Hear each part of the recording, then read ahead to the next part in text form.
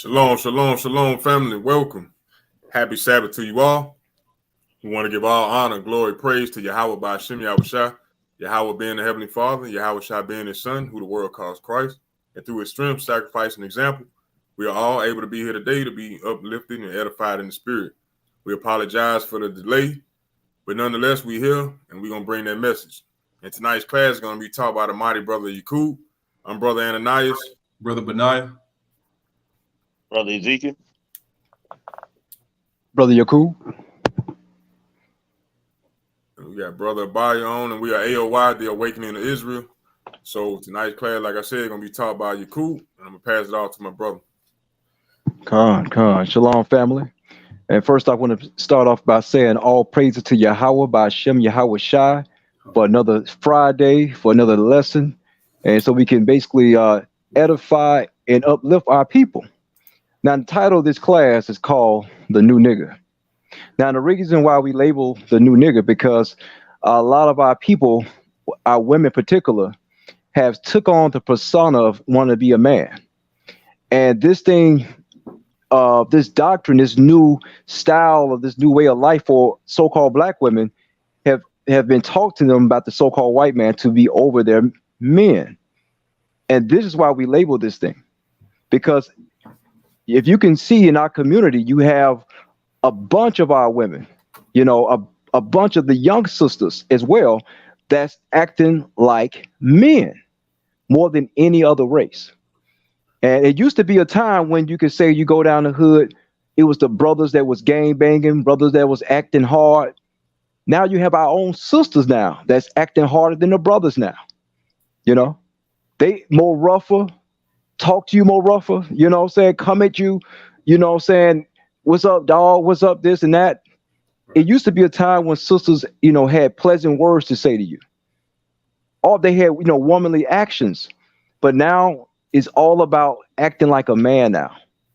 Acting like this new thing on earth no one ever seen before. It's like you don't see other races of women acting like the so-called black woman. You could try to deny it, but it's happening. Even some of our own women admit to it. But let's break it down. Let's go into the scriptures and break it down, how this thing came about and how it all started. Let's go to the book of Genesis, chapter 3 and verse 1 through 6. Because this thing right here was started way before. This thing was created way before this world, this new world we know came about. The serpent deceived Eve, and we're about to show you. She deceived Eve. Now the so-called black woman took on the attributes of Eve, and now she's deceiving her whole household, just like Eve deceived Adam. Let's bring it out. The book of Genesis, chapter 3, verse 1. Now the serpent was more subtle than any beast of the field, which the Lord God had made. And he said unto the woman, Yea, have God said, ye shall not eat of the tree of the garden? Now you see, it says, now the serpent was more subtle than any beast of the field. Now you may say, well, that's talking about a snake. That's talking about a serpent, that's tricking people. No, this is talking about a man. This is talking about a man right here. And if you can, brother, pull up the definition of subtle. Let's get the definition of subtle. Because this is nothing new. The same way the serpent used subtlety against Eve, he used it same thing against the so-called the so-called black woman today here in America. The same way. Let's see.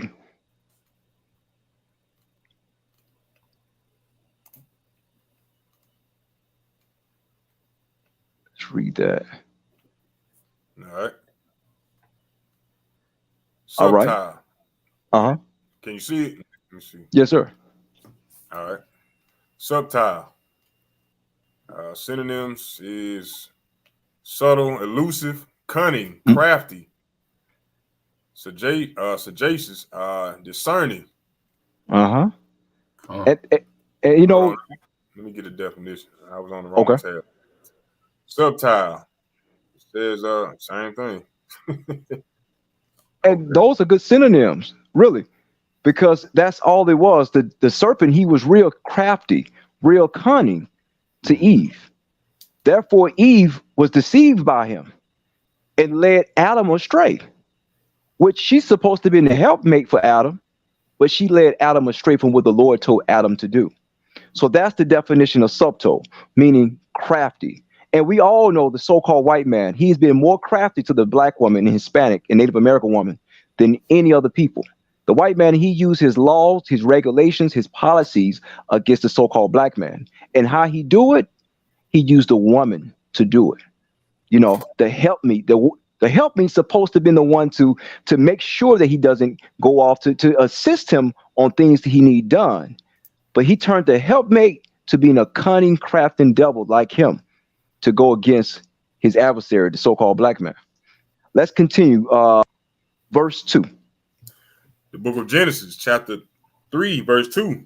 And the woman said unto the serpent, we may eat of the fruit of the tree of the garden, but of the tree which is in the midst of the garden, Yahweh have said, ye shall not eat of it, neither shall ye touch it, lest ye die. Unless we what, brother? Lest ye die. Unless ye die. And see, I heard a lot of Israel saying that tree, that fruit, we're talking about a man's genitals. No, this is not talking about a man's genitals. This is talking about knowledge, understanding what's going on. This is what this talking about. This is what the fruit is talking about. Because we're going to explain later.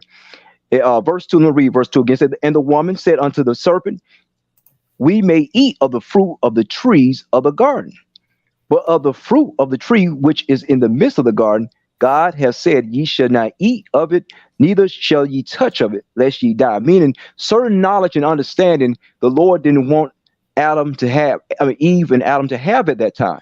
Just like today, a lot of people like to dip off into horoscopes and different things of that sort, zodiac signs, not knowing how to get out of that.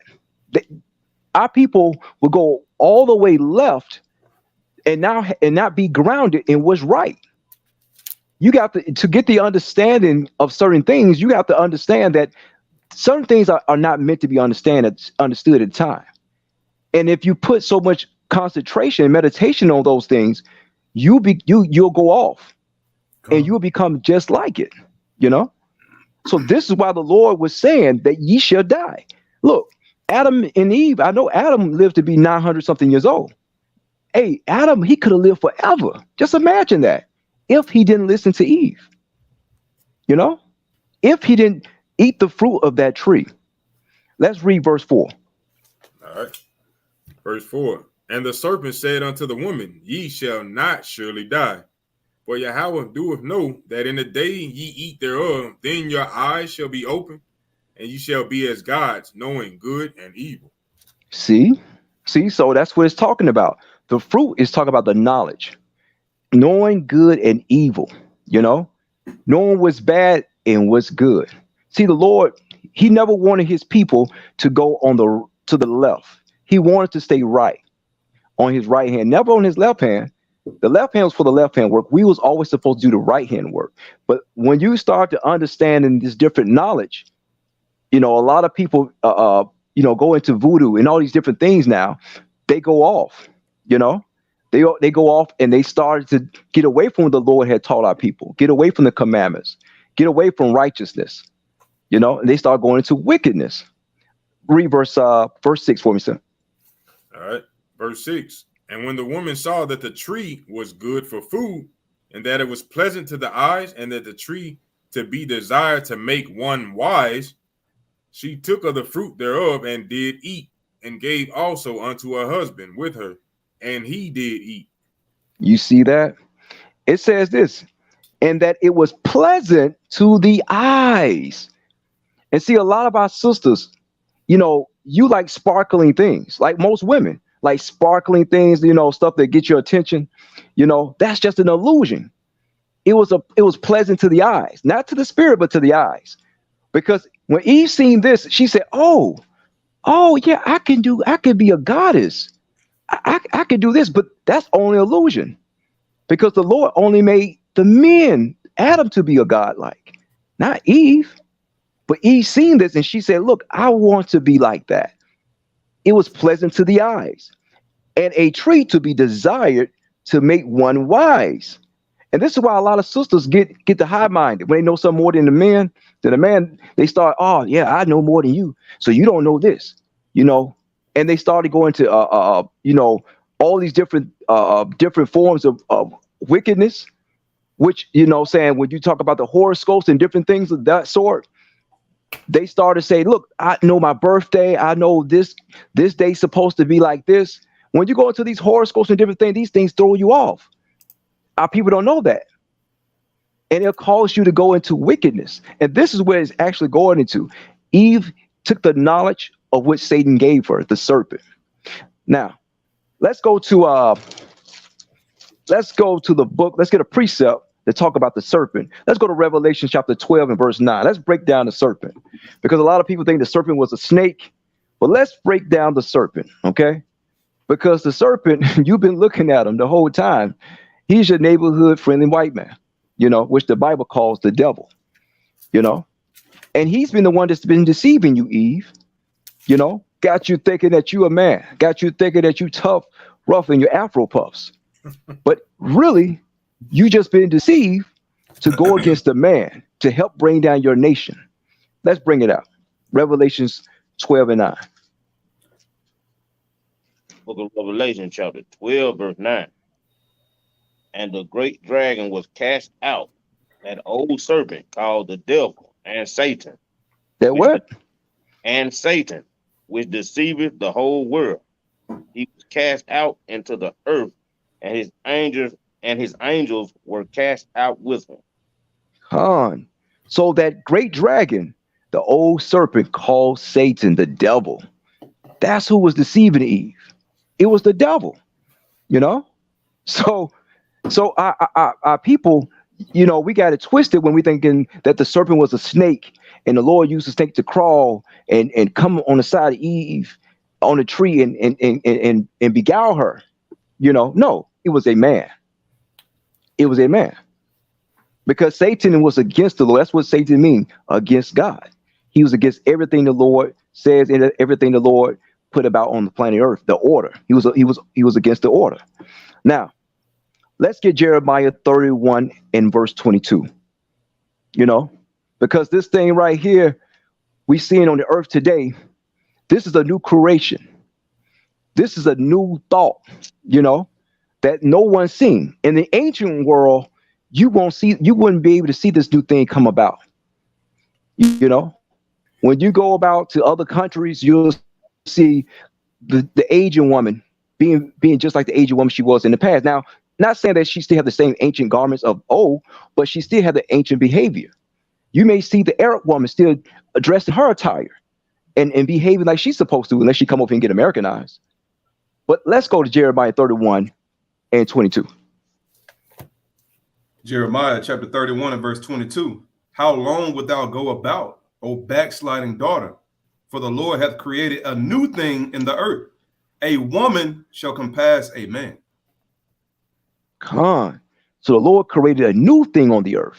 The Lord has allowed the white man to create a new thing on the earth, that a woman should compass a man. And that's what you're seeing right now. You're seeing our women go hard. Hey, you even got our sister now, Clarissa Shields. She's a boxer. I don't know if you sisters and brothers know about her, but she's a boxer, big time. I love the sister. She can perform well. One of the greatest in the female competition in boxing. But now you have a sister now that want to go against a brother, a Puerto Rican brother by the name of Thurman. This guy, he's a champion. He's a one-time champion, but this guy had a good record. He's a male. Why now do our women feel like they want to go against the man now? She said that she's taller than him and that she has a better reach than him. And she said she even go up. Now, her mind's so corrupted. Now, I mean, the sister, she's gifted now. I ain't gonna lie, she's gifted with the hands. And I'm pretty sure she's from the tribe of Judah.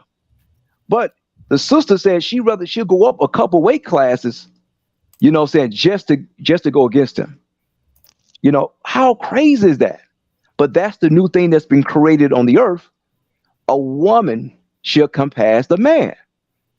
This is crazy. And that's the sister Clarissa Shields right there. You know. Now I'm not going to doubt the sister's skills in the ring. The sister is amazing in the ring. You know. I'm not going to front. If you get a chance, Israel, you go watch her highlights. The sister good. And the only one who really give a competition is the Puerto Ricans and you know, in the tribe of Ephraim. They the ones that really give us some good competition. But besides that, how dare she think that she can go against a man? Not saying that a sister can't knock a man out. But this is a trained boxer. You know what I'm saying? This is a trained boxer, just like herself. Think she could beat him? Man, so wrong with the sister. But that's why the scripture says the Lord have created a new thing on the earth that a woman should compass a man. And look at what's going on in today's society. You have a lot of our sisters in today's society that get these good positions. You know, to get a good job, get the so-called education for the so-called white man, and now she's good now. You know, she's better than her husband. And then some of them have the nerve to come home and tell her husband, look, you listen to me. I come home, you have the dishes ready. You know, you have the food cooked. Clean the house for me. This is what the scripture is talking about. You know, this is a new thing on earth. Because in the ancient world, you wouldn't dare say that. You wouldn't dare go off like that. And if you did, you're bound to get stoned.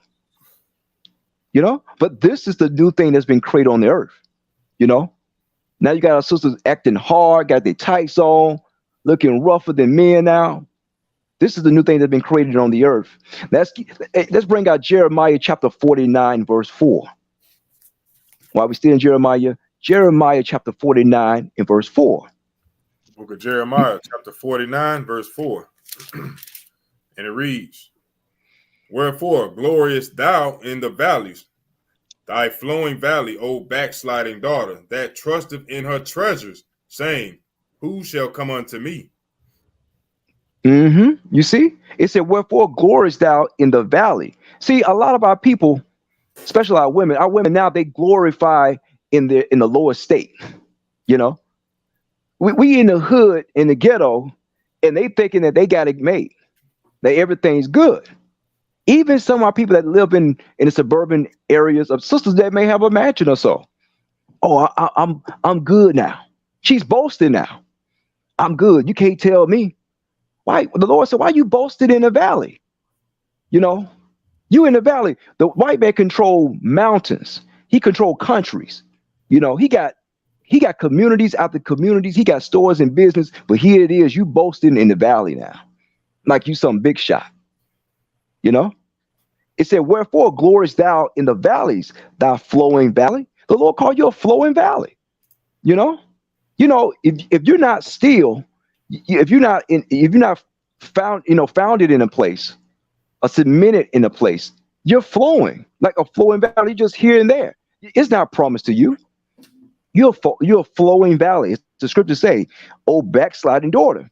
And a lot of you sisters, you trust in oppression. That's why you talk your big stuff, because you trust in the so-called white man. You trust in the system. And it's the white man that give you that mentality. America gives you that mentality, thinking that you're better than your man. You know? Therefore, our neighborhoods are destroyed. Therefore, your households are destroyed. Because you think that way. You know? Let's get the book of Psalms, chapter 64, verse 6. The book of Psalms, chapter 64 and verse 6. Because how did Esau create this new nigga? Huh? How did he create this thing, man? You know? Let's read it. Psalm 64 and verse 6. Book of Psalms, chapter 64 and verse 6. They searched out iniquities. They accomplished a diligent search, both the inward thought of every one of them, and the heart is deep. See? That's how Esau created you. Because he searched out your iniquities. He searched out your sin. He seen how stubborn you was. He seen how disobedient you was to your husband. How much you are disloyal. He said, look, I can create this new thing, you know, this new monster against the so-called black man. And I don't even have to be there. I don't have to even be in the house with him. I don't have to patrol him. I can use his woman against him. And not only just against him particular, against his race. Because without the man, you don't exist. I know we mentioned that before, but without the men, you don't exist. Because if he had the privilege, just like he done today, he would take you whole. You know, he would take you whole by all you women. Hey, he'll take you down and he'll misuse you, and our race will be erased. You know, that's how he created you. He searched out your iniquities. Instead of listening to your man and be honorable, like the Lord said, and be submissive, you said, bump that. I don't want to listen to my man. I want to listen to what the so-called white man tell me. Listen, look, the brother put it up there. That's right. A strategy of divide and conquer. That's all it is. And see, you thinking it's something good. A lot of you sisters, we talking about you good sisters out there. The sisters in this truth that's trying to walk this walk and repenting. We're not talking about you particular. We talk about the sisters out there that got this mindset on the so-called white man. He's so right. You know, that he can't be wrong. But that is only divide and conquer, to have you go against your husband, against your mate who God gave to you. You know, and you thinking that it's a pleasant thing, but the Lord said, let's get the book of Ecclesiasticus right quick, man. Let's get the book of Ecclesiasticus. Because our women don't understand, man. Whenever you begin to argue and fuss with your husband, and brother, look that up for me if you get a chance. I believe it's in Ecclesiasticus chapters 26 and 31 or 31 and 26, where it says a noisy woman, a loud woman is like a rain that keep dropping. You get a chance, find that for me, King. Because that's what happens. When you begin to be disturbing to your husband, hey, look, you drive him away. You drive him away, you destroy the household, and now Esau won. He won the war of divide and conquer. When you get a chance, King, just find that for me. And we're going to go to the next scripture. Give me somebody bring out 1 Thessalonians chapter 4, 7 through 8. Chapter 4, verse 7 through 8. The book of 1 Thessalonians chapter 4 and verse number 7. For God hath not called us unto uncleanness, but unto holiness.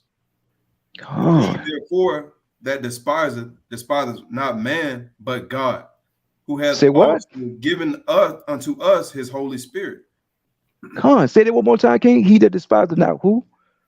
He therefore that despiseth not man, but God.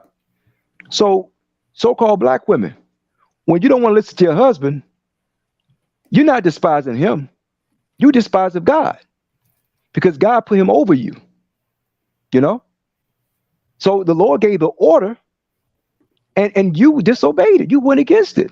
So you're not doing nothing to the man. Which you know, the brother probably hurt, going through hell, going through emotional distress. But you're not doing it to him. You're doing it to the Lord. I think I found that scripture you wanted to, King. Bring it out, King. Proverbs chapter 27 and verse 15. A That's continual dropping and a very rainy day and a contentious woman are alike. Say, woo! You see that? And see, when you're contentious against your husband, you're like a thunderstorm that just, you can't get no sleep. You can't get no rest. Just like here, it's been thunderstorming for the last 3-4 days straight. Wake up early in the morning. You might as well get up for work because you got a headache. You can't really rest for real. You might as well. That's what a contentious woman is. Bring that one more time for me, King. Proverbs chapter 27 and verse number 15. A continual dropping and a very rainy day and a contentious woman are alike. So you like a thunderstorm, man. You that contentious. You contentious with your husband. You despise what he say. You don't want to be submissive. You don't want to throw away them funky ass pants. You are contentious. And then you bring around storms and stuff into your house when it could be peace, and humbleness. But you bring around thunderstorms, man. You think you bring about contention, you know? That's what you're doing. You're destroying our people. And to a degree, you worse than a nigga on the street. Cause at least a brother on the street, you ain't got to see him on one time. You go and you might cuss him out. Yeah, it could be your homeboy or your next door neighbor. You can see him when you get out the door. He may say some things to you. You can go back into your house and lock it up. You know what I'm saying? But when you're in the house with that woman, who the Bible says your enemy, that's a different story. The book of Micah talk about that. But get to the point. When you go to the house with a contentious woman, you can't get no rest. Right. You can't get any peace. And brother, if I may add, when you look at like you talk about like a continual rain, right? You don't see a continual. No, you might see a rain. You might have seen rain before in the sunlight, right? But you know it kind of come and go. But a continual rain, that guess what? That's in darkness, you know. So that's darkness, bringing darkness into your house, like you said, and not light. The Lord said we're the children of the light, so we should be walking in light. So disobeying, you know, not honoring your husband, you know, ultimately that would be walking in darkness. But you got it, King. Con. Thank you, King. And that's true. Bring about darkness, and that's all continuous rain is, like the brother was saying. You know, like a dark, thundery storm. And so this is our position. You know, as you so-called as the Israelites, we have to be in order. Just like the men have to be in order, women, you sisters have to be in order as well. You know, it is not right just for us to say we got to be the Lord and do what He say. And along with doing what the Lord say, our job is to help you. Our job is to take care of you and take care of our households. But we can't do that if you are always contentious. You know, let's bring out the book of Leviticus, chapter 19, verse 29. Because the sisters that teach this contentious ways, they even throw our daughters off.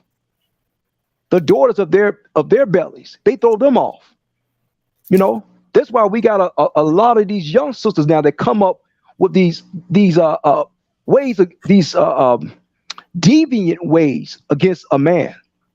We got a whole generation of deviant women, you know, defiant against their man, against the order of the Lord. So much so that they have prostituted our daughters, man. But see, because this is the thing. If that one sister, right? If that one sister can listen to that one man, how many men is she going to listen to? Right? Now you ain't made her out to be a whore. You ain't prostituted her off because you don't bring in sound doctrine. Right? You teach her to go against what the man has said, against what the Lord had put in place. But let's bring that out. The book of Leviticus, chapter 19 and verse 29. All right, let me jump in if I can. Come on. The book of Leviticus, chapter 19, verse 29. Do not prostitute thy daughter to cause her to be a whore, lest the land fall into whoredom and the land become full of wickedness. Come on. See, now you have our sisters going the hell off. And let's read the definition of defiant first. Let's read that. All right. Defiant, full of showing a disposition to challenge, resist, or fight. Bold, impotent. Oh, impotent. Always in a position to fight against the man. I'm better than you. You can't do this better than me. Always in competition with the man. You don't see the Asian woman in competition with the man. You know what I'm saying? You know what I'm saying? You don't see the so-called Arab woman always want to fight with the, I got you, put your squares up. You know, come on, get on your square, put your dukes up. You know, you don't see that with the other races of people. But you see that with our women, the so-called black woman. She always want to be defiant against her man. Always. Therefore, she have prostituted the daughters of our people, and now our whole land has been defiled. We out of order now, man. Instead of bringing up a sister in uprightness and teaching her how to be a lady and how to choose a righteous brother and give him that respect and honor and be submissive to him. What you say? No, I'm not going to do that. I'm going to teach her how to be a whore just like I was, you know? Right. And now the land is defiled. Now our whole communities is defiled, man. Now you got ratchetness everywhere. You got sisters want to, you know what I'm saying, want to be thugs now. You know what I'm saying? They could, hey, it used to be brothers calling themselves thugs. Now the sisters took away the thug, now they call themselves thighs. You know? You ain't prostituted our daughters off the way they supposed to be on, off the road they supposed to be on. Instead of, hey, the road of righteousness, now you got them on the strip, you know? Now you defile our land, man, with this nonsense and madness. You know? No class with a big ass. That's how you didn't get our women like, man. You know? It used to be our sister had style. You know, you used to be able to, hey, look, open the door. Have chivalry for the sisters now. But now you have defiled our land with your disobedience, man. And now you prostitute our daughters out because they can't listen to no man. Therefore, they got to go man to learn and get experience. And instead of being under one righteous brother, no, you choose another brother. If he ain't good, you get another one. And if he ain't good, you get another brother. Yeah. And that's what they say. Right. Yeah, that's what they say, bro. This is because, you know, and this is because you have went against what the Lord ordered to be. The Lord had put us in order and put us over you. And this is why the other nations succeed. The other races of people, they succeed because they listen to the order of the ancients. You know, it was successful then and it's successful now. But no, you listen to that serpent, the so-called white man. Oh yeah, he know it all, Eve. And look at our hoods. Look at the valley we in. And you boast about it too. Yeah, look what's going on. Girl, I got me a big house, 3 bedrooms, 2 cars. I'm doing it big. And gunshots and crack and prostitutes all around the corner. Right. Get out. Right. You know? Right. You boasted in the damn valley, man. You boasted in the damn alley. You know? Let's bring it out, Kings. Let's bring out the book of Hosea, chapter 4 and verse 7. The book of Hosea, chapter 4, verse 7 through 11. 7-11. Like some of these sisters be open. The book of Hosea, chapter 7 and verse 11. Uh-huh. Ephraim also is like a silly dove without heart. They call to Egypt, they go to Assyria. Mm-hmm. When they shall go. See, a lot of our people go to place. You know, they don't want to seek Jerusalem. They don't want to seek Zion, and the order was in Zion. They want to go place to place. They want to go here. They want to go to Egypt. They want to go to Libya. They don't want to go to Zion, though. They want to go where the Lord placed them in. They want to go to this place and that place. That's how our sisters are. You know, a lot of our people, especially our sisters, they love to go to vacations. They don't want to take vacation to Africa, you know, or where dark people are. They want to go to Europe, you know, or they want to go to Las Vegas or L.A., you know. What's that other place now? You know, they use Dubai now, but Dubai get back in order. Thank the Lord for that. But now they want to go, what's the other place? Amsterdam, you know, so they can live life, you know, carefree, live life. So you could go out and be a whore, basically. Did you say Vegas, brother? Yeah. Yeah, Vegas. You said Las Vegas. Yeah, Las Vegas, Nevada.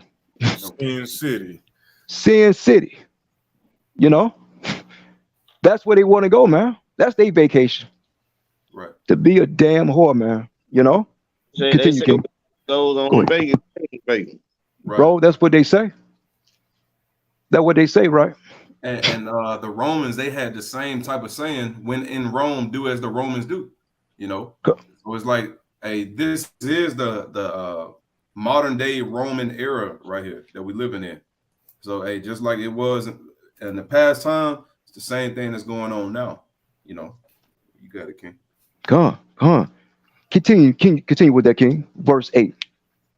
Hosea chapter 7 and verse 8, 12. 12. Go back to I go was back at to Hosea 7 and 11. come on, go back to verse 11. All right. Hosea chapter 7, verse 11. Ephraim also is like a silly dove without heart. They call to Egypt, they go to Assyria. Mm-hmm. When they shall go, I will spread my net upon them.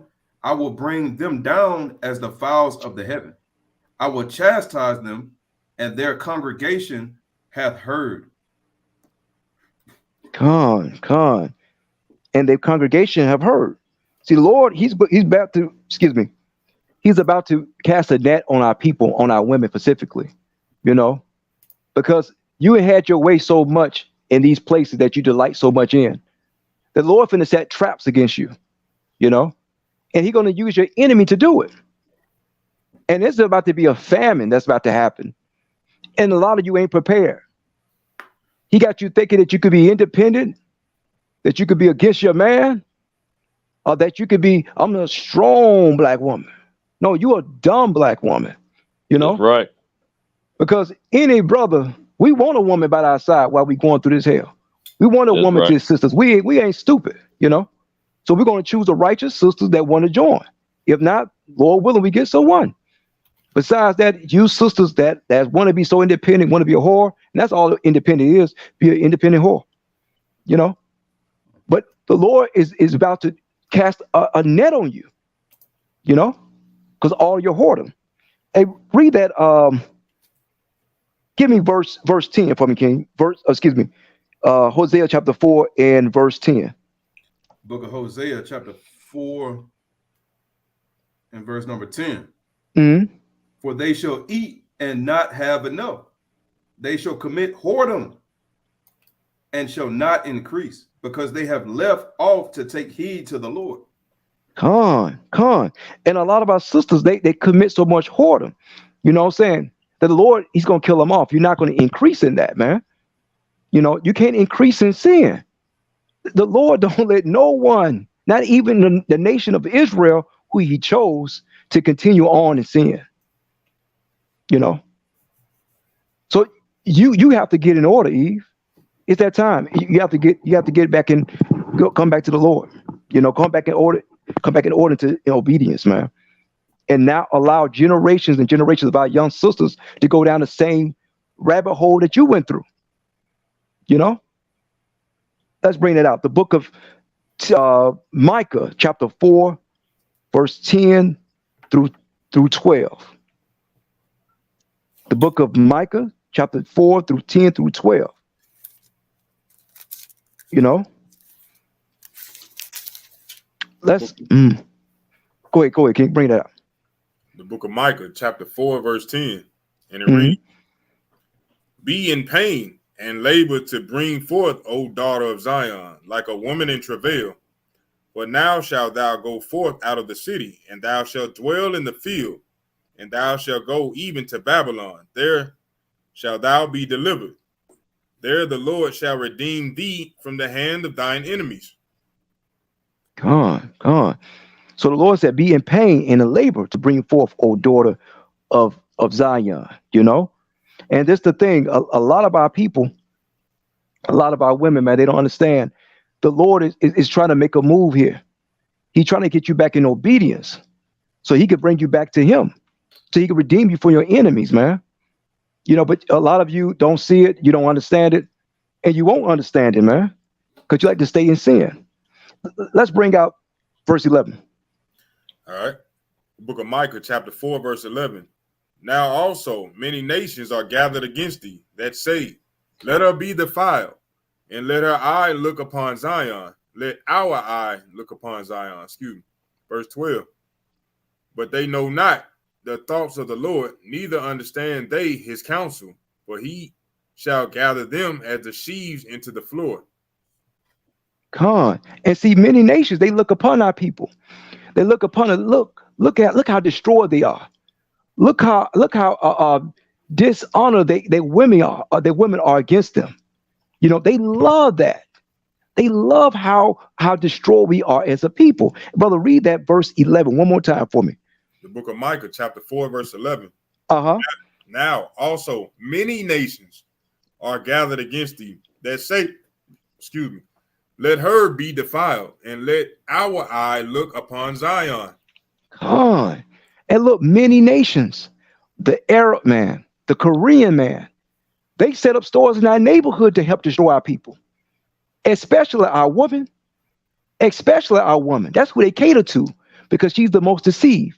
You don't see the so-called black man running up and down the Korean stores buying product.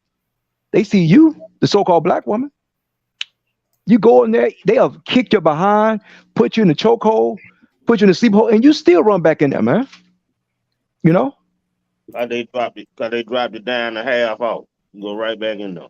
Come on. Hey, look, hey, brother, you got a great point. You remember that brother was out there protesting for those sisters that got beat up? And all the Moabites did was drop the damn price, and your black behind ran right back into the stores, man. You know, these nations, they look on you. They look on how to destroy you, and they love it. They love it because you're so simple-minded. You don't see. Look, look. Look. They hate my guts. Why in the hell am I going back up in there? Why should I go and spend my money with people who don't like me? But I'm starting to believe, Eve. I'm starting to believe that you like to be oppressed. That you like for other nations of people to rule over you except your own man. Damn. That's what it is. And all this time, I'm thinking, hey, that she was honorable, that she was loving, kind. You know, she's just a woman. That's just the way she act. Because we brothers, we so used to this behavior, we think it's normal, but it's not. You know, this thing is not normal. You acting like a new creation. You know, acting like a monster, man. And these nations, they love it. They love to see you destroy our people. And when they see you destroy our people, they come against us. They keep coming with their gifts, coming with all their product to sell to you to help destroy our communities, destroy our households. Yeah, see, the blame has been put on the brothers, the young brothers, you know what I'm saying, the thugs and, you know what I'm saying, the homies a lot. But no one point the finger back at the black woman, you know. But today we got to reveal this thing because you got a part to play with this too, you know. Right. And in fact, some of you play a bigger part, you know, from the lie and scheming of things. Let's get this. Let's get. Did you read verse 12 yet? Yes, sir. Let's get Philippians chapter 3 and verse 19. And brother, Hey, like brother, you can I were mention saying, something? Yes, sir. Go ahead. you got it, King. Yes, sir. Yes, sir. Like you were just going over here in Micah chapter 4, verse 11.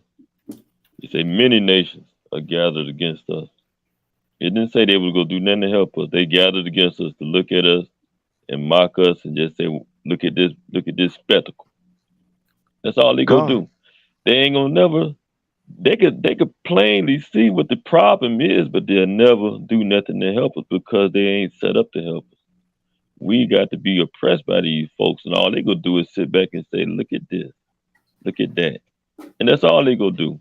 And then they gonna look at that spectacle, and then they go figure out a way to capitalize and make money off that spectacle. But they'll never do nothing to help our people, and that's what our people got to realize, that we have to do the job of waking our people up, to bring our people back, to help our people. We can't jump ship and thinking that somebody gonna be our friend because they go agree with us to fight against somebody who giving you positive criticism. See, our people need to understand positive criticism is something that's gonna bring you back to where you supposed to be, raise you back up. But it's gonna be kind of uncomfortable when you first hear it. And here come your enemies. They'll show up to coddle you. And now you think they fighting for you, but actually they fight to destroy you. They're never gonna do nothing to actually raise you back up, because if they raise you back up, then they're gonna raise you back up over them. Because that's what you're supposed to be raised up at. And they ain't gonna do that now. So many nations are gathered against us. Many nations, not just one or two. Many nations are gathered against us. So don't think that we're gonna turn to that these folks are gonna be helping us. The scriptures say they gathered against us. So our sisters, they are the only help we got, and we are the only help they got. So our sisters need to realize that. It's real important, y'all sisters need to understand. It's real important that y'all are really the only help we truly have. And we are the only help you truly have. Can you imagine going to the hospital, or you might have a bruise or something, and then once you get into the hospital or something, the nurses beat you up? You wouldn't want to go. That's the kind of thing that we're going through. Or could you imagine you're a fighter, you're a boxer, you going 10, 12 rounds, 15 rounds, and every time you go to the corner, instead of somebody giving you some air, bringing you something to eat, or bring you some water, they slap you around, they hit you, you know? Right. You already in the fight for your life, but then when you go to your corner, you don't get no relief. You might go to the corner and ain't nobody in your corner. You just there by yourself. You got to give yourself some water. You got to fan yourself. See, that's how terrible our situation is when we don't have each other on to be with us like we was supposed to be with us. Ain't nobody else gonna jump in to fill that role quite like a sister can, and ain't nobody gonna jump in to be on the sister side quite like a brother will. But wait, That's now right. where you want to go next to, brother? Hey, thank you for that word. Yes, sir. The book of Philippians, chapter 3 and verse 19. You know, brother, you brought up some heavy point because, like you said, hey, we need them like they need us, and the Lord made y'all our helpmate. You know, and see, this not for the, saying for the lawless sister. These for the sisters that need the law. You know, this message right here. If you're trying to keep the law, hey, all praise to you. You know, but this message is for those who want to be rebellious against their race, against the Most High, against their man. You know, this is what this for. So yeah, this is definitely a message to uplift our people, our women. But this is a building stage. We have to break it down and build you back up. You know, but let's bring it out. Let's bring out the book of Philippians, chapter 3 and verse 19. All right. It's the book of Philippians, chapter 3, verse 19. Whose end is destruction, whose God is their belly, and whose glory is in their shame, who mind earthly things. Man. You know, a lot of our women, their glory is in their belly. You know, this thing is all coming to an end. You know, you honor the so-called white man Esau, whose end is destruction. Because everything he's showing you, everything he wants you to go against, what the Lord put in place, is all destruction. Because his end is destruction. This is why he wants you to go off, because he know he has nothing but a short time. So he wants you to go off and take down your man, take down your leader, you know, take down the ones that's going to help you. You know, so, and then he have you to fill your belly up. Your belly are the carnal things of this world. You know, carnality, earthly things, materialistic things. See, Esau know the desirable things of your heart. You know, he know what you desire the most. You know, a nice ring here and there, you know, a nice car, you know, out of town vacations and all these different noises. He know what you really desire, materialistic things, because these things hold no value. You know, you can't take a vacation with you and put it in the bank. And I'm just using that as example. There's nothing wrong with that. But those things that you see are just materialistic. Those things just to fill your belly up for a moment. These are earthly treasures, and it's not really the treasure, but these are carnal things. The Lord wants you to be in the spirit, keeping the law, statutes, and commandments, so you can live forever and reign with your husband that the Lord put you with forever. You know? This what this thing is. So this place here in America is destruction, man. It's all going to go away. It's all going to be wiped out through the fire, through nuclear missiles. You know.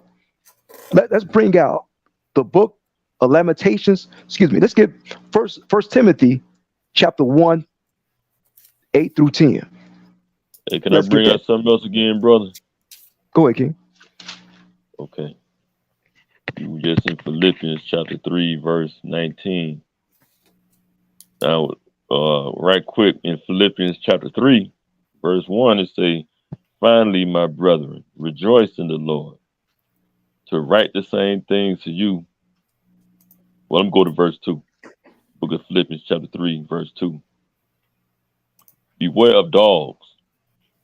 Okay? Beware of dogs. Mm-hmm. Beware of evil workers. Beware of concessions. So we ought to beware of dogs and evil That's workers. right.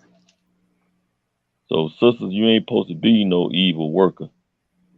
Brothers and sisters, we ain't supposed to be no evil workers. Sisters, don't be no brothers. Don't be no dogs. Sisters, don't be no dogs. Okay. Don't be evil to your people. Don't be no dog. All right. Don't be that. So Okay. this is what we have to understand. We don't want to do anything that would take us away from the commandments of what the Most High got set forth for us to do. We want to stay in line with that. I'm gonna go to Galatians right fast, one more time, brother. I'm just gonna shoot the Galatians. Chapter 5, verse 15. But if ye bite and devour one another, take heed that ye be not consumed one of another. So we don't want to mistreat each other to the point to where we are gone or just totally destroyed. We don't want to be biting each other. We don't want to get a dog for a woman and because she ain't gonna do nothing but bite you. Okay? We don't want that. We don't want to bring that in home that's gonna be just like a wild beast in the house. We got to take the time to look for what the Most High told us to look for, so that we could bring home the right kind of person, so we could spend our time with the right kind of person, so we could invest our time with the right kind of person, so that we don't waste our time with the right kind of person, so that we don't waste somebody else's time who out there looking for us, and we could be looking for them. And we don't want to be tied up with somebody who's gonna destroy us when we could be searching for that good sister who's waiting on you to find her. We want to do what we're supposed to be doing so that we can focus, learn what the Most High teaches us to do, so that we can focus and spot the right sister. Because we learn what the Most High teaches us, then we can easily spot the right sister so that she ain't got to be out there going through this jungle by herself, waiting on you while you being distracted by dogs. God. There you go, my brother. God. Hey, thank you, Elder. And while we on that, let's go to the book of Ecclesiasticus, chapter 26 and 25, and I'll bring it out. The book of Sirach, chapter 26 and verse 25. A shameless woman shall be counted as a dog, but she that is shamefaced would fear the Lord. So, we don't have to say what a dog is, in layman terms. We know what the dog is. We know the B word, but this is why this is here. When you're shameless, the Lord counts you as that. You know what I'm saying? Because you don't care nothing about the Lord's commandments. You care nothing about his race, his leader that he put upon you, which is your husband. You're shamefaced. Excuse me, you're shameless. It says a shameless woman shall be counted as a dog, but she that is shamefaced will fear the Lord. So when you're shamefaced, you fear the Lord. You fear his commandments. You fear what he can do to you. You know what I'm saying? You're trying to keep on the right way. Keep on the right path. Now let's go to the book of Lamentations, chapter 2 and verse 15. Lamentations chapter 2 and verse 15. These nations, because these nations, they love to see our people in these positions. They love to see our women in these conditions. You know, they look upon us. Hey, look, they love it. They walk past us. Yeah, I like to see them Israelites in distress. I like to see their community destroyed. Mhm. I like to see their women looking like a monster. You know, got our sisters out there crack cocaine, heroin, without a man, telling them hey, look, I'm better than you know. They love to see us like this. You know, let's bring it out. Lamentation chapter 2 and verse 15. Book of Lamentation, chapter 2, verse 15. All that pass by clap their hands at thee. They hiss and wag their heads at the daughter of Jerusalem, saying, is this the city that men call the perfection of beauty, the joy of the whole? Woo, come. Bring that last part out one more time for me, brother.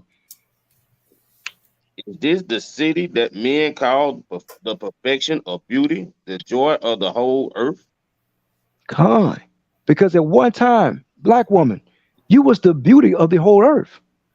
And don't make no mistake about it. You still the beautiful woman on the planet Earth, but your ways are ugly, you know? Damn. And so the other nations, they look at you, they clap their hands when they see they happy that you in this position. Because guess what?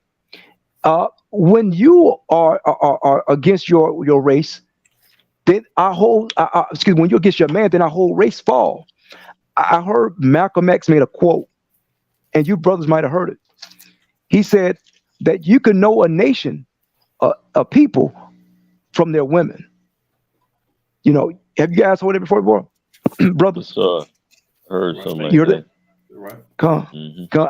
I try to look for the quote and put it in, but I couldn't find it. But that's a true statement because when the women is in order, you know that nation in order. You know, Mm-hmm. so the other race of people, they love to clap their hands. They love to see us in this position. You know, a woman cussing the man out in the car. What you gonna do for me? How you gonna do this? They love to see us fight among one each other, or among one another. They love to see that. You Hey, know, it's like when we be out at camp and we might see a couple, and then that guy might want to stop, and he might be interested, but the minute that woman said let's go, 9 times out of 10 he out of there. right? She drag on. And you know it ain't like that with the other nation. The woman follow the man with the other nation, but in our Yep. nation, 9 times out of 10 the woman lean the man.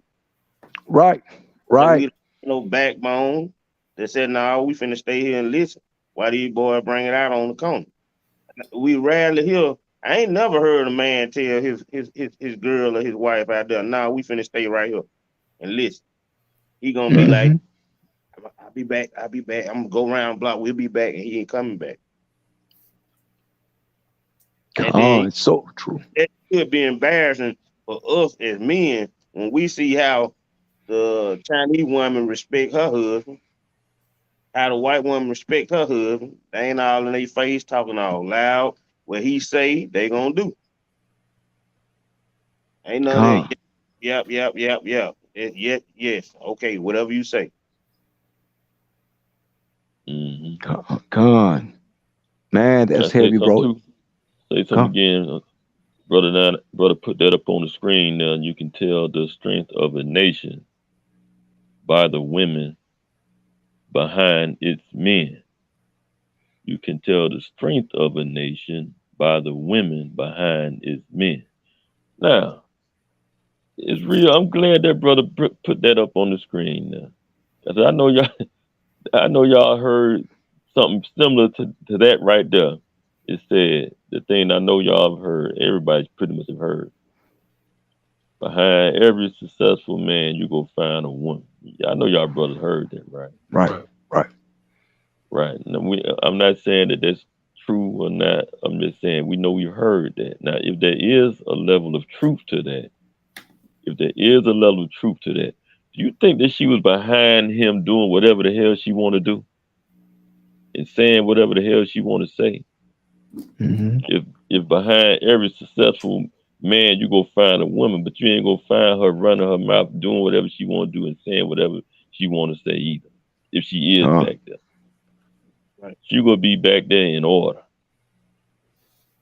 She ain't gonna be back there creating chaos and turmoil for that man. She gonna be clearing to help him to clear a path in front of him so that he won't have to go through so many obstacles. He still gonna have some obstacles, but she gonna be doing what she can to clear a path and help things go smooth for that man. Mm-hmm. That's what she That's gonna right. be doing. If she gonna be, and then once everything is said and done or whatever, well, she gonna be doing something to be a pillar of rest. She gonna be trying to clear some obstacles somewhere. If she can't clear them in front of him, she'll be clearing them at home. She'll be clearing them somewhere where he have a place where he can go and recoup. He ain't gonna be fighting out there in the street and fighting at the crib too. No, that's right. That's right. That reason you don't That's right. see the other nations of people going through all this domestic disturbances, domestic disputes, and all this kind of stuff all downtown, the place packed full of our people with domestic problems. Mm-hmm. You don't see the other nations of people down there packed with domestic problems. How they gonna be running things if they gonna have domestic problems? How they gonna be in charge and prospering if they gonna have domestic problems? Come on. He got to take care of the business, then take care of his family too. He got to worry about his business problems and his woman problems. It don't work like that. Right. It ain't gonna work. It ain't gonna work. The second he start having some level of success, she gonna do what she can to destroy him. So behind every destroyed man, who you gonna find? Behind every successful man, you gonna find a woman, but she gonna be back there in order. Behind a destroyed man, a man who not successful, what you gonna find? You gonna find a woman back there in chaos doing what she want to do and saying what she want to say. See, if you That's got right. a woman, that's what you gonna be doing. Let me get Yeah, this. there you go, brother. Book of Sirach, chapter 36 and verse 24. He that getteth a wife begunneth a possession. Right. So the Lord said a wife is a possession, right? So the man is head over his household, right? The woman is supposed to be in order, thus said the Lord. Now, every man is supposed to rule his own house according to the commandments, according to God's word, and it says, help like unto himself a pillar of rest. Mm-hmm. So the women, they're supposed to be a pillar of rest. When that man goes through hardship, when that man goes through working or fighting the ways of this world, right? Fighting oppression, fighting stress, fighting all these different things, you're supposed to be a pillar of rest to that man, because just a simple touch on the neck from a woman, that can calm a man down instantly, So you're supposed to be that pillar of rest with your soft, calming voice, right? Being able to calm him down. He coming in the house pissed off, you should be able to calm him down with your voice. He should be able to look at you and just calm down instantly. That's the type of pillar of rest you should be. When it says, he that begetteth a wife begetteth a possession, a help like unto himself, a pillar of rest. So you're supposed to be a pillar of rest to your man, right? Not a broken stick, or a damn sand what you call that, sand pit, sinking sand. You're supposed to be a pillar of rest, and they all of our women like to say they strong black women. Okay, well, be strong enough to be a pillar of rest to your man. That's right. Be strong enough to hold that man up when he's feeling down. Because in this captivity that we in right now, a lot of high paying jobs for men. Guess what? A lot of those jobs, they be in factories. They be in different plantations that they got to go through, right? Mm-hmm. And guess what? And a lot of those jobs, they work in the 90-degree weather. They get out, they damn AC don't work in their car. They come home, they live on the top of apartment where it's hot as hell. So you go through heat after heat after heat, and then have to go through heat with your wife. No, you're supposed to be that pillar of rest to your man. You never know what that man, you don't know what we go through in this captivity. Guess what? Y'all go through it too. So guess what? The man has to do the same job as the being like Yahweh Shah to the church, because the woman is that church. But ultimately, hey, going all the way back down, hey, you got to be a pillar of rest to your man. You know? That's right. And I got one more precept right fast for y'all. bring it out, King. Proverbs chapter 21, verse 9. And it says, it is better to dwell in a corner of a housetop than with a brawling woman in a wide house. When it says wide house, talking about a huge house. So it's saying, you know, if you got a huge house, you can go somewhere and be ducked off by yourself. But if you're in a huge house, a house that big, and you got a brawling woman, Mohai said it's still a man much rather be on the top, on the what it said, on the corner of the house top, right, and be inside a big house with a brawling woman. Right. Especially if you're a good man and you always got a fuss with your spouse, or she always on you, that can be very irritating. And brother, another thing they're saying, that's a man ain't hard to please. That's saying a man is not hard to please. If he would rather be on the housetop sleeping where the rain and it's lightning and thunder, having chances of getting struck by damn lightning, you know, or damn bitten by a damn wildebeest, that ought to tell you it should be not hard to please your man. It's simple, you know, it's pretty simple. You know, let me bring one out too, if I can, brother. This is Proverbs chapter 19, verse 13. A foolish son is the calamity of his father. He ain't never problems, ain't never trouble, ain't never problems. The child supposed to be a blessing to his parents. But a foolish son who ain't been taught nothing, he gonna be the foolish son is the calamity of his father. And the contentions of a wife are a continual dropping. A continual dropping. That don't sound too uplifting to me. You know? Continual dropping. That ain't worth nothing.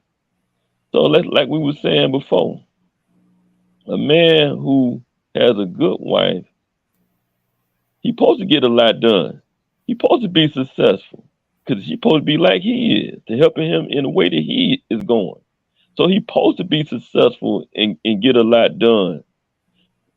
Because it's just like it's two of him.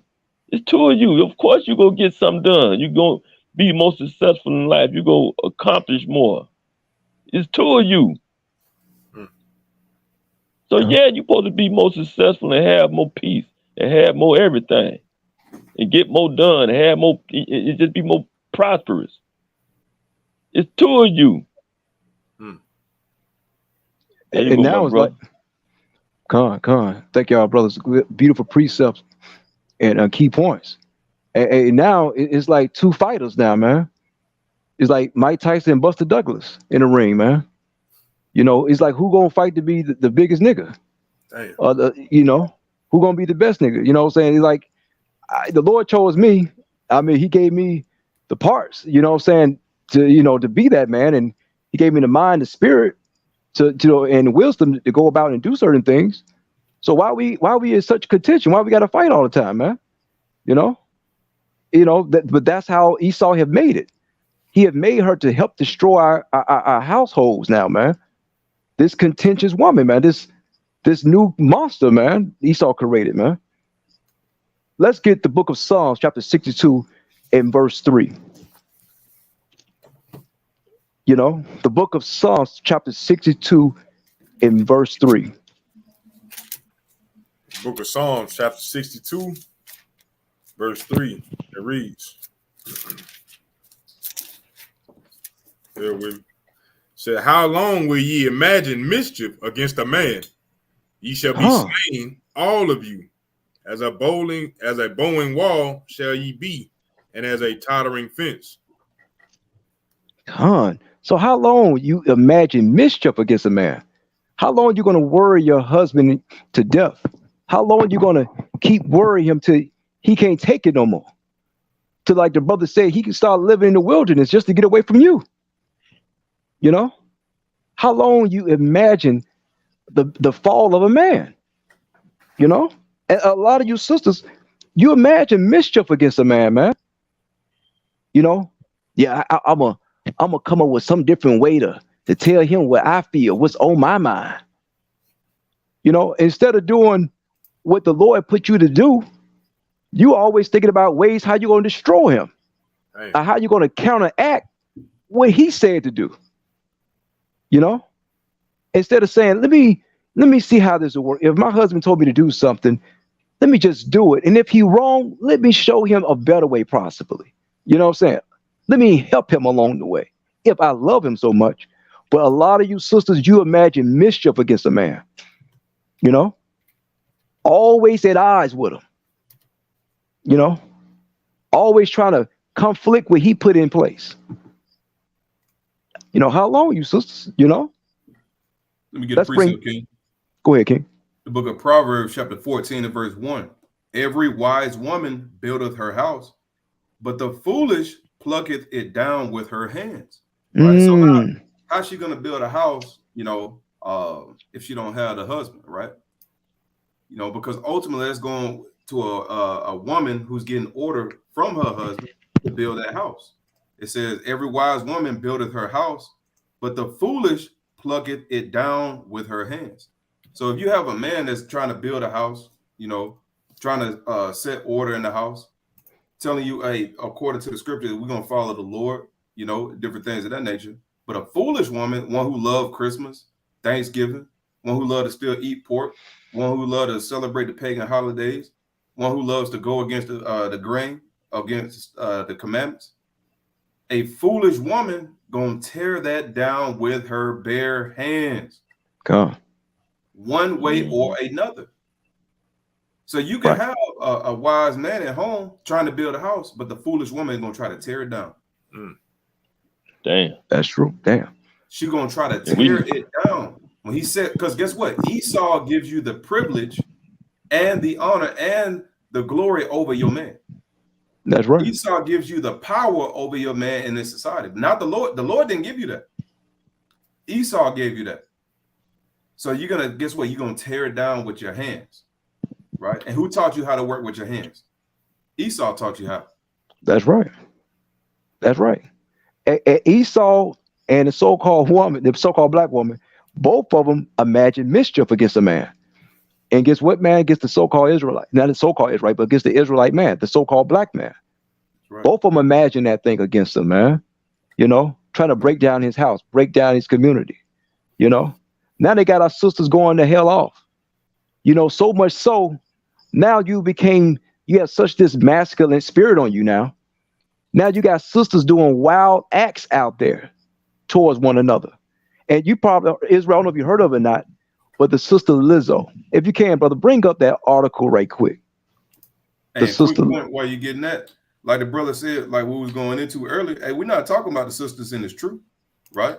We're talking about the ones who are not repentant. And if you are a sister in this truth that's thinking like that, you need to repent. That's right. That's right. You need to repent. You know, so hey, this is for the sisters who have not woken up to this truth, who are not keeping God's commandments, who needs to come back to loving the Lord. Guess what? By keeping his commandments. And a part of the commandments is loving your husband, right? Honoring your husband, you know, being submissive. Those are commandments from the Lord. God. Yeah, let's read this article right quick. Now, this right here, this is Lizzo. Everybody know about Lizzo. And I don't know if you guys have heard of this incident that she did, man.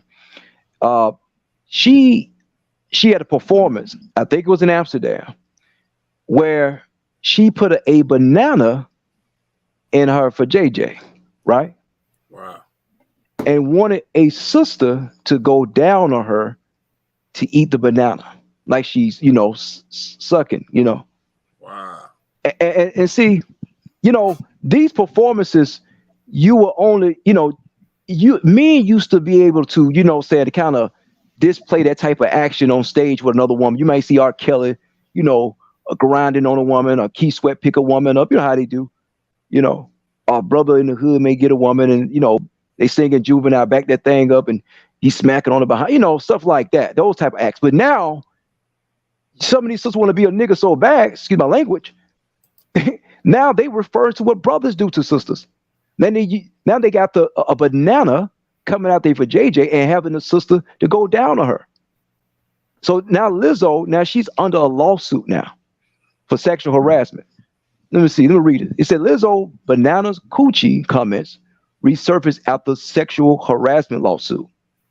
It said Lizzo ongoing lawsuit filed by 3 of her former dancers had led to old comments of hers resurfacing and causing quite the stir online. Earlier this week, a trio of dancers who worked on Lizzo's special tour sued the singer over allegations of sexual harassment. It says fat shaming and creating a hostile working environment. Now, Lizzo, she was complaining about people fat shaming her. Now she's fat shaming women now, her dancers, her employees, her sisters now. She wanted everybody to feel her pain. Now all of a sudden, now she referring back to fat shaming people the same way she didn't like to be fat shamed. See, this society teaches our sisters now you can do what the hell you want. You don't have to be a woman no more. You don't have to be moral no more. You can do it whatever you like, whatever your mind desire. And this sister Lizzo, she's crazy as hell. She's gone. She's gone. She's having the sisters go down on her and embarrassing them at the tour where the dancers perform. She embarrassing sisters. Now the sisters are filing sexual harassment against her. And then, if I'm not mistaken, let me read the rest of the article. It says down here, it said return fire on Thursday morning, August the 3rd, denying the accusation against her and saying her ex-dancers are sensationalized and have hurt her. It's however, Eagle Eye fans were quick to note comments Lizzo made while speaking to D3 Frank Van Der Lien on the 3FM radio show back in 2019. In a clip from the interview, Lizzo expresses interest in visiting Amsterdam red light district and going to Bananabar, where bananas are eaten out of women's I can't see that last word. Orifices. Yeah. Out of their sexual parts. Now, I'll break this article out to say, you have our own sisters now that's going off and that's leading our sisters down the wrong path. She's supposed to be, hey, sister, let me help you perform, get you a job, be my dancer. We can make some money together. Let's build together. No, this sister's going the hell off, like many other sisters, and having sexual acts done to our sisters on stage, man, embarrassing us as a nation of people. See, you don't see now Madonna. Now she's known for doing crazy acts and shit like that. Excuse my language, but that's the white man business. That's the white woman business. But the so-called the Israelite woman is not supposed to act this way. She's not supposed to, put herself out there to be a whore. If this is what society have led our women to be, these so-called independent, I know everything women, you become whores. And then you start to like women just like me like women, man. This thing is off. It's going to hell off. Let's get the book of let's bring this out. The book of 1 Timothy, chapter 1, 8 through 10. The book of 1 Timothy, chapter 1, 8 through 10.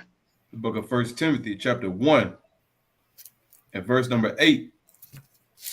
But we know that the law is good if a man use it lawfully, knowing this, that the law is not made for a righteous man, but for the lawless and disobedient, for the godly and for the sinners, for the ungodly and for the sinners, for unholy and profane, for murderers of fathers and murderers of mothers, for manslayers, For whoremongers. For what? For whoremongers. For them that defile themselves with mankind. Con. And this sister is a whoremonger, and she's defiling herself with mankind. So the law is made for those sinners. It's not made for the sister, like we just said, for the sister that's actually trying to do right. This sister right here is going the hell off. And this sister right here, she don't want to be under nobody. She don't want to have nobody telling her what to do. Right. Therefore, it's catching up with her. All the sinful acts that she's doing, all her thoughts and her ways, it's catching up with her. Now you got sisters of her own race suing her ass for the things she have done. So your sin don't get you far, like the scripture was talking about earlier. It's always destruction at the end. It's always destruction in the end. Because you want to be something that you're not. You're not supposed to be unholy, Lizzo, and many of you other sisters out there. You're supposed to be upright and righteous. Shamefaced it. But it's clear this sister ain't shamefaced it. This sister want to be a whore, and she want to teach other sisters to be a whore as well. Let's bring out the book of Titus, chapter 2, and verse 1 through 5. You know what? Matter of fact, let's play the video. Let's play this other video, King. Let's play the video with the sisters shooting one another. Now, this right here, let's play the video for her.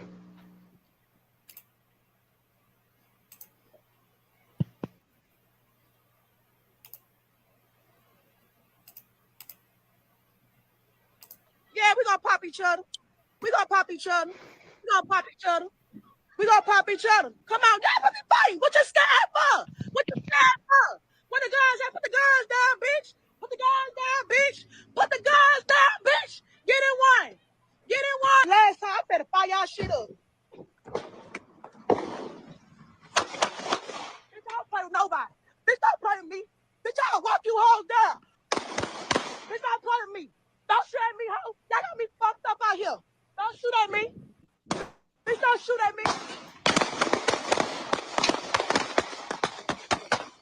Bitch, don't play with me. Bitch, don't play with me, ho. Bitch, don't play with me. Bitch, don't play with me. Don't play with me. Y'all hoes ain't finna be shooting at me. Y'all hoes ain't finna be shooting at me. What's wrong with you hoes? Fuck wrong with you hoes? Y'all ain't shooting at me. Y'all got me fucked up. Y'all got me fucked up. Y'all got me fucked up. Come on. Yeah, we gonna pop each other. We gonna pop each other. Man. Look, bro, I never thought, brothers and sisters online, brothers, I never thought that I would see the day when black women shoot each other, man. Like, we heard of brothers, being in gangs and, the Bloods against the Crips, against the Vice Lords, against the GDs, against the Latin Kings, or whatever gangster group out there. Brothers shooting one another, drug dealers shooting one another. We seen that. We heard of that. But nowadays, you have our own sisters that's supposed to be keepers at home. Now they out at somebody else's house shooting at another sister like them. Now this is crazy, man. And let me tell you, this is not an isolated incident. This is happening all across Babylon, man. This is happening all across Babylon. See, when you're out of order as a race, you become like this. Now you want to become a gunslinger and shoot your own sister that's in oppression like you. Let's continue that, brother. Continue that. We gonna pop each other. We gonna pop each other. Come on, y'all let me fight. What you scared for? What you scared for? Put the guns down, put the guns down, bitch. Put the guns down, bitch. Put the guns down, bitch. Get in one. Get in one. Last time, I better fire y'all shit up. Man, look, bro, I'm sorry. And the sister, she hid behind a. Look at her. Bitch, don't play with me. Bitch, I'll walk you hoes down. Bitch, don't play with me. Don't shoot at me, ho. Y'all got me fucked up out here. Don't shoot at me. Bitch, don't shoot at me. Bitch, don't play with me. Bitch, don't play with me, ho. Bitch, don't play with me. Bitch, don't play with me. Don't play with me. be shooting at me. Y'all ain't gonna be shooting at me. And she live on Man. Facebook. Is she holding? Right. Is she holding the camera with her other hand? Why she Holding look? the camera. Right. With the extended clip in the other hand. I saw the clip hanging out. God damn. You got about 30 rounds in that clip. 30 Man, this is rounds in the crazy. clip talking about I'm gonna walk you down. Where she learn that from? Wow. Where did she From learn niggas- that from? Uh-huh. From this wicked ass music that we pumping out. I'll walk you down. Right. What that mean? I'm gonna stand over your body and I'm gonna murder you like a serial killer. Man, wickedness at its height. You know, when you have the women going off like this, you know you done for as a nation of people. We know we done for. I mean, you don't see other races of women bucking at each other like that. You know, and like the brother said, she got the extended clip on the other hand. And then the sister got the nerve to record it on Facebook Live. That's how bold they are now with this thing, man. What's wrong with you, hoes? Y'all ain't You shooting at know, me. let's get this, man. Y'all got me fucked up. I'm gonna read this precept right quick, Kings. This is the book of 1 Timothy, chapter 1, and I'm gonna start with verse 9. It said, knowing this, that the law is not made for a righteous man, right? Knowing this, sisters and brothers, the law is not made for a righteous sister, but for the lawless and disobedient.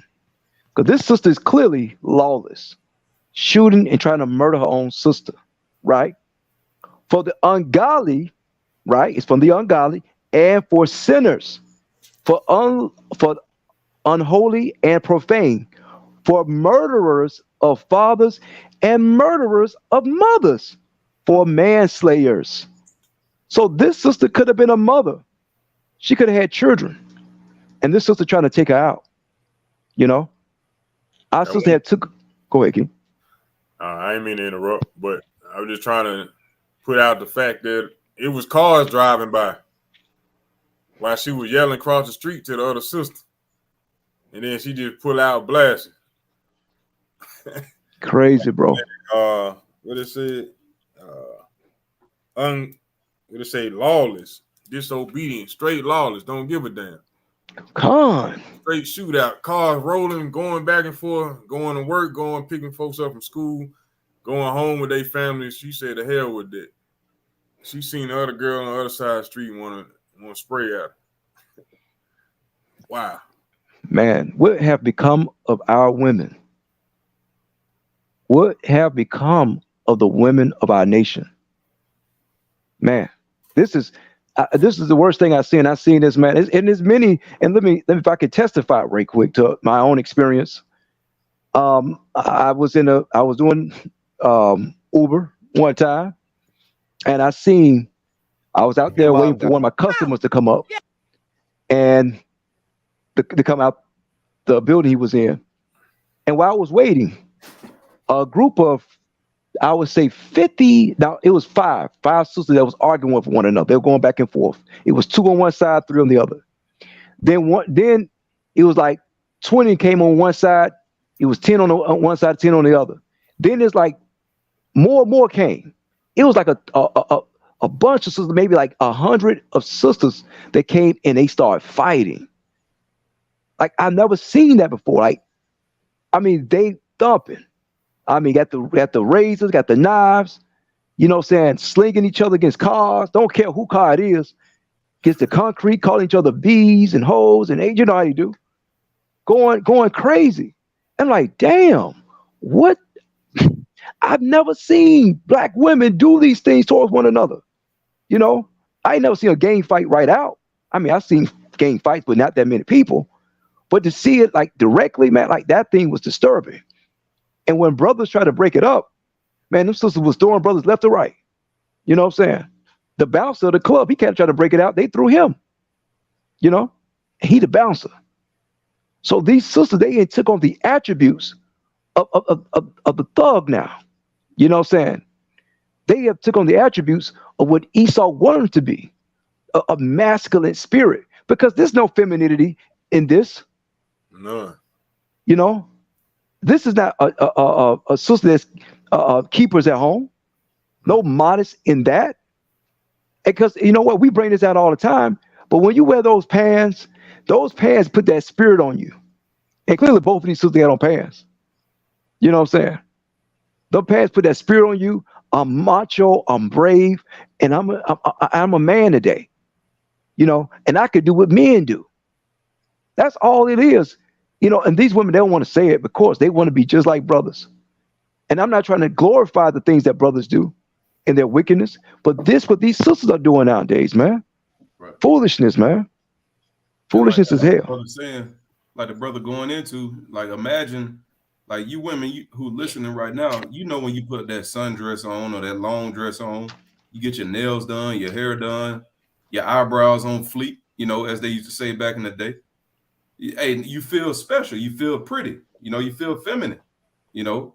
So when you have all these different things going on, especially like the brother going into the dress, that's what put that feminine spirit on you.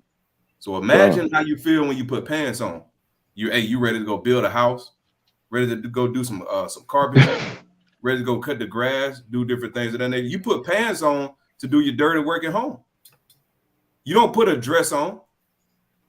Now, ultimately, you're supposed to have a dress on doing all the other stuff too, you know.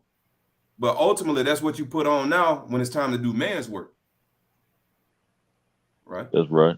But ultimately, a woman's supposed to wear a dress because guess what? It put that feminine spirit on you. That's why a man should not wear a dress because it puts a feminine spirit on him. That's right. You shouldn't have his damn nails done, eyebrows on fleek, you know. Because guess what? That put a feminine spirit upon you. And these laws, right? Thus saith the Lord. That's in Romans chapter what? 8 and verse number 14, I believe, if I'm not mistaken. But you got it, King. Come on. Hey, right, bro. You know, the more and more you out of order, the more these things going to continue to happen, you know. And the more you don't understand the prophecies of our forefathers and the standards they held, then you're going to continue to war with one another and war with your own nation of people. You know, it used to be sisterhood. Sisters, you know, of course they argue. People argue all the time. But now women at war with one another, man. I never thought I'd see this day. But that's what's going on. Literally, gunplay. Hey, sisters came from playing Barbie dolls with each other, now playing with AKs and damn, what do you call it?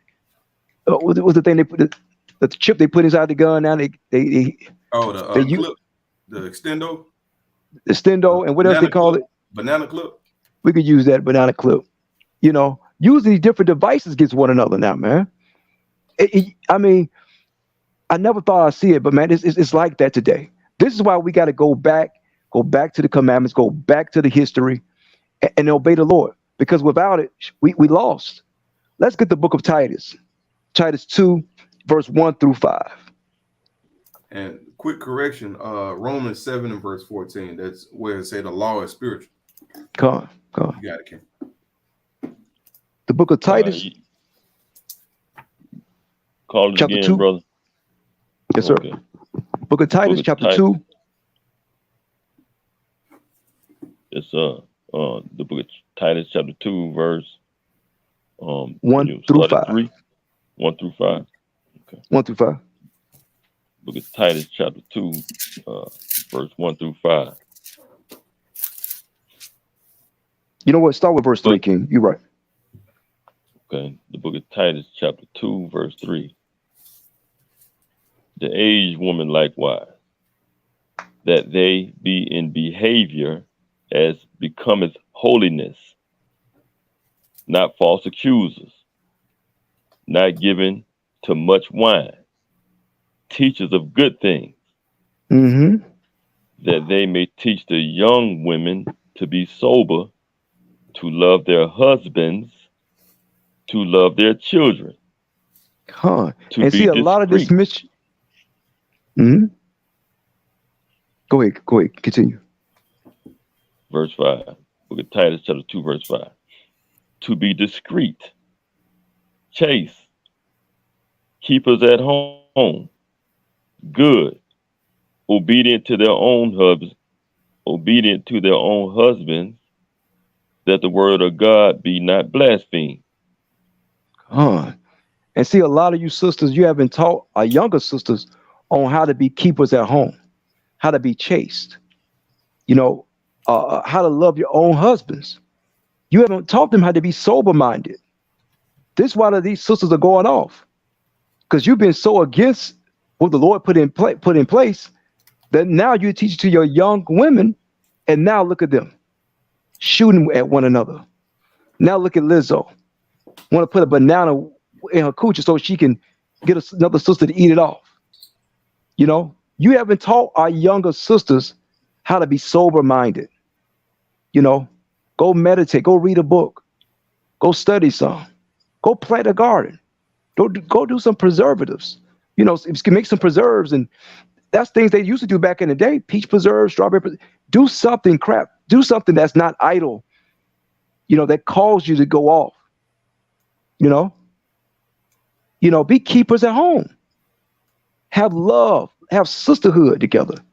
But no, no, you the man. When you get that man, get all the money you can from him. And if he don't like it, tell him he can get the hell on. This is what you have created. Now our sisters blast at one another. Now they got on this masculine spirit on them now. You know? That's destroying our people. You know, Right. that's what's going on. You wouldn't want to take her home, brother, to meet your mother. You know, you wouldn't want to leave your children with her while you go to the store, and then, you know what I'm saying, bro? You probably come home and she be teaching your children how to operate a butterfly knife, or how to do something stupid like that. Damn. You know, you probably come home, she's stabbing the beer can, drinking it when it's spray up in there, drinking it like that. Right. You know, doing something stupid. She's supposed to be somewhere learning how to weave basket weave or something, or learn how to do pottery or something. But she out there doing gunplay on social media like that's something that she is proud, like she lived her whole life for that moment. Right. Or the right panties to put on to not show your panty line wearing pants. God. It's sad, man, and I'm so shocked at some of these videos that we presented. I wasn't ready for it. You know, I wasn't ready for these videos, man. It's real bad that our sisters have fallen that far, and they still in rapid free fall. Mm-hmm. It ain't like they slowing up; they accelerating. You know, they still doing stuff, and they don't see that. They don't see that they is in free fall. They don't. How could they not see? What are they thinking? Anyway, yeah, bro, it's just shocking, man. And going back to that video about the girl with the banana, like I couldn't, bro.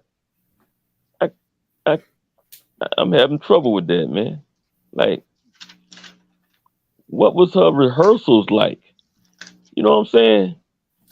What was they doing in rehearsal? I can't. This is tripped out, man. But yeah, man, our sisters need to wake. You know, our sisters just need to stop, man. They need to just freeze. Everybody just freeze. And before you don't, they just don't know what they're doing. They just don't know. They can't know what they're doing. Hey, what's the song you used to say back in the day when the rappers came together from New York? They said self-destruction. You had it for self-destruction. And that's what's going on. Esau is purposely trying to self-destruct our own women. And look at this sister, man. Look at this sister right here. And I think she got a gun right there, is it? You know, in her hand. It's like a phone. Hey, she might got a gun in the back, man. I don't trust her. You know, because she look like a thug, man. Look at her, man. Don't look like no woman to me. No. Showing her abs now. Well, you know, showing her stomach. I mean, and sagging, man. Like, come on, man. How destroyed are we, man? Well, you got to look. You just can't be a woman. You can't be a woman. You got to be I gotta be a man. I gotta be a boy now, man. You know, a man and boy, whatever you want to call it, man. with a person. bruh, she left Right. the crib like that on purpose, man. Like this was her ensemble. She got the draws to match Right. the headband, bruh. You know what I'm Sister had saying? the nerve. This is her fashion. This is actually a fashion. She did that on purpose to get the draws to match the headband, to match the picture on the shirt. That is sad. This is ridiculous, man. These are our sisters. God. I don't know if y'all ever remember me mentioning. Y'all saw how the sister was looking down, though. Did y'all see how the sister was looking down when she took the picture? Yeah. Right. I don't know if y'all remember me mentioning, probably out on the street court, probably about a couple years ago. But I was mentioning that a lot of our brothers and sisters like to take the picture with the head looking down. Yeah. Now, yeah. if we're looking down, what are we looking upon if we in this truth? Hmm. Upon Right. our fringes, right? We Right. will remember Right. to keep the commandments. See what I'm Right. saying? So that's what they supposed to be remembering. That's what they supposed to be looking down upon. But guess what? You ain't gonna have the fringes on if you in that type of lifestyle. You know, thinking you can be a man. The Lord didn't command that. Right. The Lord didn't tell the woman to go get some boxes to match your headband, right? And your t-shirt, you know, and have a man bag on, so-called, with a strap in it. Right. The Lord didn't command that thing. The Lord commanded us to put fringes on the borders of our garments, for women to dress in modest apparel, for the men to have on pants, right? And walk in unity. What you got? No. So right, brother. Hey, and not to have on tattoos on, man, looking like a rock star. You know, and you got more sisters now. They got more tattoos in a little bit. You know, it used to be the guys with the tattoos on their arms. You know what I'm saying, on their shoulder. You know what I'm saying, here and there, on their back. Now you got sisters with tattoos on their back, on their neck, chest, all like a big sleeve now. Like this sister got a sleeve full of tattoos now, man. This is the ridiculousness, like the show say, ridiculousness of our women, man. You know, look at it. Tattoos across her eyes and destroy her whole body. And destroy her body, man. You know, when a brother, she supposed to get married one day and the brother supposed to say, look, man, I got a beautiful wife. How you gonna marry something like this, man? You can't marry that, man. The sister, she look like she you know what I'm saying, finna perform at a circus or something, man. It's ridiculous. Let's bring this out. Let's get this, because our people sweating down, ain't nothing wrong with them. They sweating down like this is normal. This is not normal. This is crazy, man. We lost our minds. Look at the sister with the damn fishnet. Well, she got some type of ear thing. I don't know. Look at the puppy, blue hair, fishnet, and ridiculous, like a damn clown, man. This is how destroyed we've become. But don't want to dress modest. Don't want to be the opposite of what the Lord called them to be. Princess of Zion.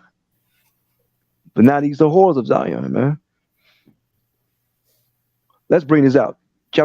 Jeremiah chapter 2 and verse 23.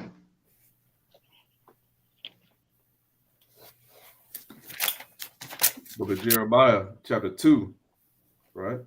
Book of Jeremiah chapter 2 and verse number 23. And it reads, how canst thou say, I am not polluted?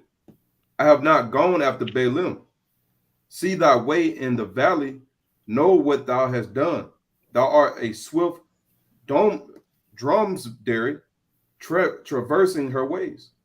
The Lord said, how canst thou say, I am not polluted? How can you say you're not polluted? There's nothing wrong with me.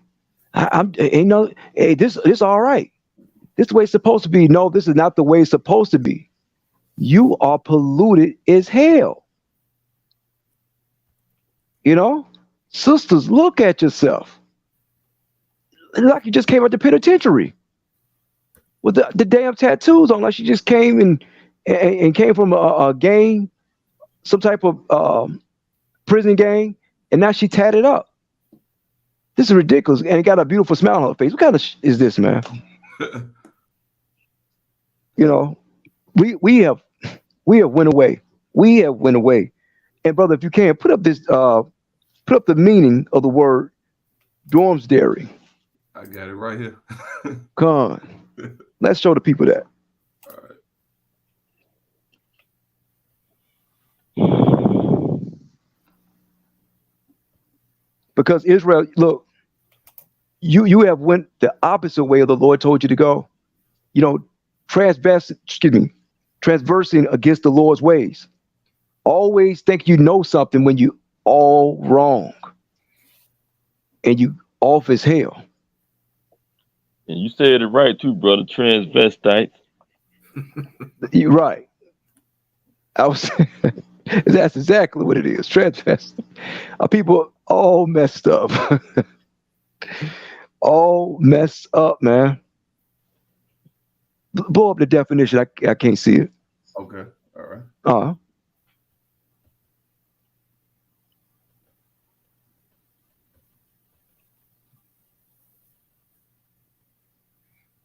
Dromedary. Yeah, I see it now. Thank you, King. Sorry. The one hump camel, you know, currently existing only as a domestic or feral animal. So a dromedary is a camel. So basically it's talking about how a camel go way this way and that way. It's twisting. It's always this way. This is what it's talking about. You know, you might get a camel, you might try to guide it to go this way, but the camel is twisting, going that way, going through this path, going that way, not on the path that you wanted it to go. That's what it's talking about right there. You know? So that's how our sisters are. You know, the Lord put you on a straight path and had the man to guide you, a righteous brother to guide you the right path. And here it is, you going this way and that way, twisting, turning. You know? It's crazy, man. That's how we are. Let's get you know what? Let's go to the book of Hebrews, chapter 3 and verse 4. No, you know what? Yeah, Hebrews chapter 13, verse 4. Excuse me. The book of Hebrews, chapter 13, verse 4. Uh-huh. And it reads, marriage is honorable in all, and the bed undefiled, but whoremongers and adulterers, Yahweh will judge. So marriage is honorable, because a lot of you sisters get married only for the physical. But see, this is not only, it's talking about the physical, but not only the physical, but from the spiritual light. It's honorable to be married and do what your husband tell you to do. Do thus said the Lord, you know, because once you start going off, you might go out with another man. You may go commit whoredom, adultery. You may do that. You know what I'm saying? So marriage is honorable. Listen to your husband. Don't listen to your mama who didn't have good experience with your father telling you, oh, no, you ain't got to listen to him. You ain't got to do that. No, the Bible said marriage is honorable, man. You know, you get with your husband, it's an honorable thing to do that and to do what he say. You know, not to be a man, not for two people be in the house and fighting for the man position. You know, no, it's honorable to follow your husband. You know, now let's get the book of Jeremiah, chapter 3 and verse 22. Let's get that. You know, because it's time for you sisters to come back to the Father. Come back to the Father, come back to the commandments, and uplift your race and bring back sisterhood. You know, start coming back as a strong force as you used to be. You know, let's read that. Jeremiah chapter 3 and verse 22. Book of Jeremiah, chapter 3, verse number 22. Return, ye backsliding children, and I will heal your backslidings. Behold, we come unto thee, for thou art the Lord our God. Come on. So the Lord said, return ye backsliding children. So you got to return back to the Father. Get away from all those managed ways, you know, and get away from that subtlety mindset that Esau put you under. Come back to the Father, you know, come back to him, you know, return, oh backsliding children, because that's what we have done. That's what we have been as a people. You know, us brothers, yes, we were backsliding one time, but now we repented.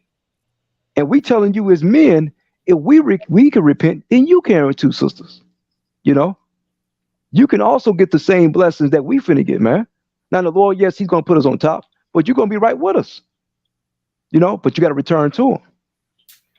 And let's get the book of Tobit right quick. The book of Tobit, chapter 7 and verse 18. The book of Tobit, chapter 7 and verse 18. Because it's a joy to return back to the Father. Yes, it's a joy to come back to your inheritance. Because this is what you want to be. You don't want to be with Esau. Esau wants you to be in this carnal state. He wants you to love these earthly and materialistic things. But the Lord wants you to come back to him. It's a joy to come back to the Father, man. You know, it's a joy for you sisters to be honorable to your husbands, to your nation. Let's bring it out. You said the book of Tobit, chapter 3, brother? Chapter 7. Tobit, chapter 7, verse 18. Okay. Book of Tobit, chapter 7, verse 18. Be of good comfort, my daughter. The Lord of heaven and earth give thee joy for this thy sorrow. Be of good comfort, my daughter. God, the scripture said, be of good comfort. And we telling you, sister, to be of good comfort. Yes, we had to come down with some scriptures on you today to show you your wrongdoing. But the Lord is telling you, be of good comfort. Because this is not the end, you know? And like the scripture said, this is not your rest. So return back to the Father so you can have that same spirit as we and other sisters have, you know? Understand that coming back to your feminine ways, it don't make you less than a woman, you know? It make you a better woman and put you on a higher level than these other women that's out here. That's right. You know? Like, and look, let's play the video of the sister Shakari Richardson, the one I sent to you. You know, because this sister, she displayed a righteous act at this moment. You know, we all know her for to be one of the best female athletes when it come down to racing. But let's see the act that she displayed, how she returned back to the Father, you know, back to her nation. Let's see it. Won the Jamaican trials in Kingston with 10.65. Good. Oh, wow. Well, look out. She means business. That she's going to be the person to beat at Worlds. Now here comes Shakari Richardson. Richardson is a national champion. Tarika Jackson of Jamaica won the Jamaican trials in Kingston with 10.65. Good. Oh, wow. Well, look out. Hey. She means business. That she's going to be the person to beat at Worlds. Now here comes Shakari Richardson. Now, you see how the sister threw away that wig, that orange wig, and threw it behind her, and she won the race. We asking you, sister, to throw away the ugly wig, your ugly ways, throw it behind you. You know what I'm saying? That's right. And let's win this race together as a people. You know? Return back to your natural way. Look at the sister show her natural hair. You know? That's right. And the sister won the race, threw that thing down, telling you that thing was worthless. You know, the ways of this world is worthless. Esau ways is worthless. So sisters, we telling you, come back to the Father. Hey, and let's win this race together as a people. My name is Brother Yakub. Brother Ananias. Brother Abaya. Brother Benaiah. And Israel, we thank you for listening to the lesson tonight. And all praise to Yahweh by Hashem Yahweh Shai. And with peace and love, we say shalom. Shalom. Shalom. Shalom.